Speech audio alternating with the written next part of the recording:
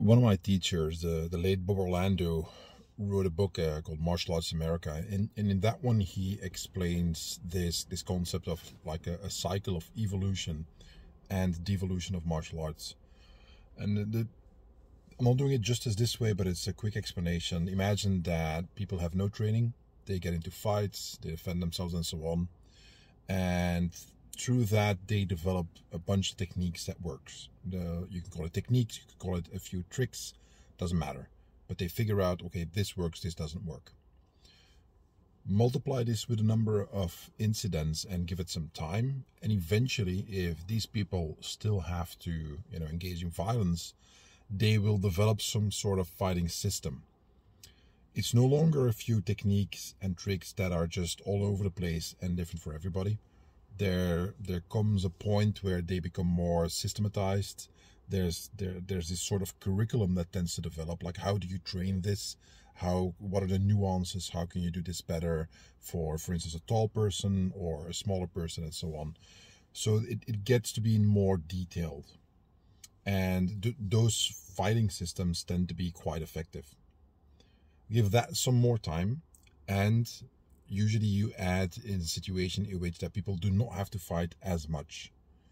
And then we get to martial arts, where a bunch of other stuff gets added to that training.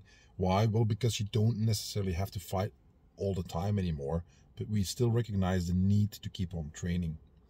All right, so we add on some health aspects, like the training is good to keep you in shape. We add more psychological aspects. It's good for for your mind, for concentration and so on. Spiritual aspects often get added at that point as well. And a lot of ceremony often comes along with it, meaning it becomes very structured and formalized. This is how you train and so on. Also etiquette is added. So it becomes so much removed from what was originally a few techniques and tricks that work when you have to defend yourself. And then we get to the worst part of the devolution is that people who then turn it into a sport. Now, the sport then adds a lot of artificial rules that limit what you can do and the effectiveness of what used to be very, very effective techniques. And then those people who engage in combat sports that are a totally different environment than the original situation in which techniques were developed when it was original fighting techniques, they go out and encounter real world violence, as in not competitive, and then suddenly a lot of the stuff that they do either doesn't work or it needs to be changed again and so on, and they figure it out the hard way and the cycle starts over.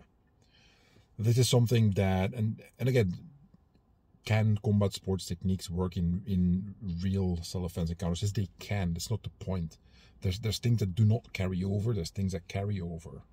The whole search is, well, what does and what does not, and that is a question you will only figure out once you try it for real.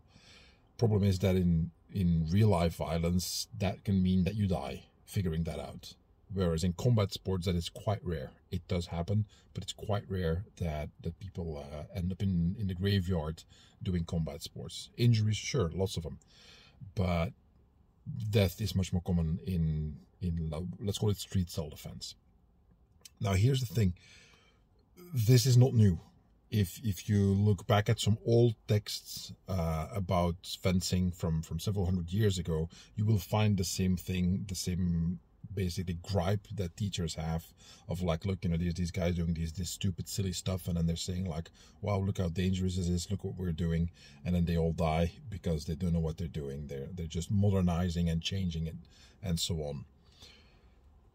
That is one aspect, so it's not new. The other thing is that having seen multiple cycles of martial arts coming and going and so on over the years, I have a different perspective, and something that I called out, I think about 10 years ago on my blog, and if I'll find the article, I'll post it in the description of this video, but that I predicted that mixed martial arts would become traditional, quote unquote.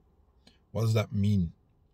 Well, that people who grew up with mixed martial arts as their martial art, as their sport, they go out and end up having fights, and they see that the environment is different, so they have to adapt what they learned away from what you do in the cage, and make it more relevant to the context of real world violence.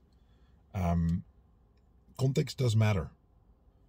When you look at, for instance, MMA fight, is you train for the fight, you enter the cage, the referee says go, you've got your 5-minute rounds, you've got breaks in between, you've got foul techniques, you get kicked in the nuts, well, you know, the ref gives you a break, you get a poke in the eye, you get a break, and so on. So a lot of these things make a huge difference in real life. And again, I'm not saying that you can't be effective with MMA techniques. Of course you can. It's not the issue. The issue is, well, where does it break down? Meaning, where are the differences? What specifically that you do in combat sports does not translate to real life? That's what you should be studying. What I see now is increasingly MMA coaches and people and BJJ guys going back to trying to figure out, okay, how do we do this for self-defense? So that is now becoming bigger and bigger. It's been going on for a few years, but I see more and more, especially on social media. It's not a bad thing. It's just that I remember some 20 years ago when MMA started getting bigger, that people were saying, all that traditional martial arts is bullshit, it's all nonsense, you know, that doesn't work, this and that. What I see some of these guys doing now with that MMA and BJJ background is directly almost a one-on-one copy from some of the traditional stuff that was basically viewed as stupid 20 years ago. And here's the point, it's not one is better than the other. It's not traditional arts are better, MMA is better or worse. That's not the point. The point is the cycle is real. And why is the cycle real? Because society always changes. It always has. It always will. So martial arts and combat sports will evolve with it. The main question is that, are you doing something that works for whatever goal you have? If it's combat sport, well, maybe you shouldn't be trying traditional martial arts techniques there, because they are not meant for that context. If it is you're living in this really rough neighborhood and there's a lot of violence and muggings and so on, and you need to be able to defend yourself, maybe a mindset of going one-on-one on somebody in an octagon is not the best strategy for you either. So wherever you are in that cycle that I explained, maybe it's not a bad idea to every now and then take stock of your surroundings, your goals, and choose which direction you should go out. Maybe you can stay where you are, or maybe it's a better idea to start changing some things in your training. Well, that's it, guys. Talk to you next time.